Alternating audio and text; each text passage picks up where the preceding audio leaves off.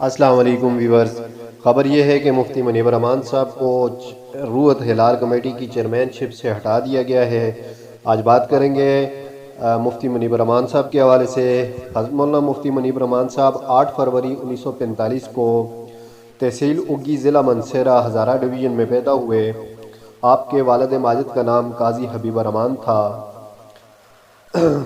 آپ نے ابتدائی تعلیم اپنے علاقہ میں ہی حاصل کی اور گورنمنٹ ہائی اسکول اگی سے میٹرک تک کی تعلیم حاصل کی۔ دینی علوم میں فارسی کی کتب اپنے والد ماجد اور والدہ ماجدہ سے پڑھیں۔ اس کے بعد جامعہ نظامیہ لاہور میں درس نظامی کی کتب پڑھیں۔ 1 سال بعد جامعہ اسلامیہ بہاولپور میں پڑھا۔ 1965 میں آپ نے فاضلِ عربی کیا۔ دورہ حدیث 1966 میں شیخ الحدیث علامہ مولانا عبد المصطفیٰ الازہری علیہ رحمہ سے دارالعلوم امجدیہ کراچی میں کیا۔ 1969 میں کراچی یونیورسٹی سے ایم اے کیا۔ 1971 میں گورنمنٹ آف ایجوکیشن سے بی ایڈ کیا اور 1973 میں آپ نے LLB کی ڈگری حاصل کی۔ آپ کے اساتذہ میں آپ کی والد ماجدہ سرفہرست ہیں، جنہوں نے آپ کو آداب زندگی سکھانے کے علاوہ فارسی کی بنیادی درسی کتابیں کریمہ، نام حق، پندنامہ وغیرہ پڑھائیں۔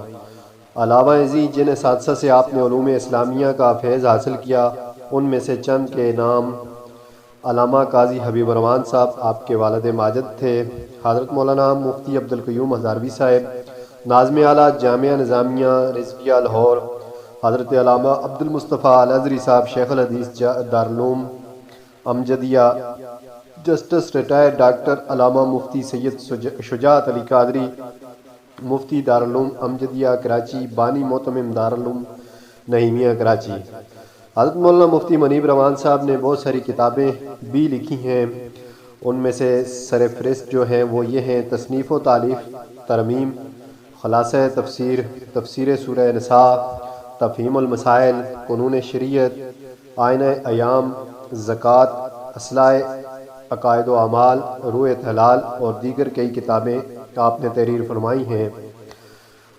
آپ کو مرکزی روحت ہلال کمیٹی کا پاکستان کا صدر بنایا گیا۔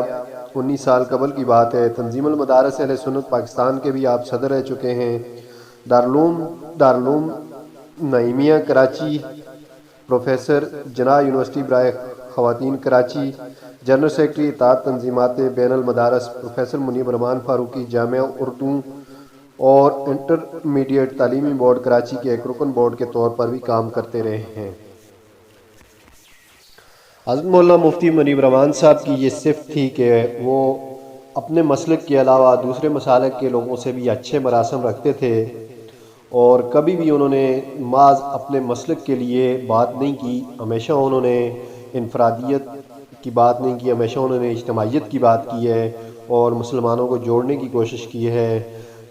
ویڈیو دیکھنے کا شکریہ۔ اگر ویڈیو آپ کو پسند آئی ہے تو پلیز اس کو اپنے دوستوں سے شیئر کیجیے۔ شکریہ۔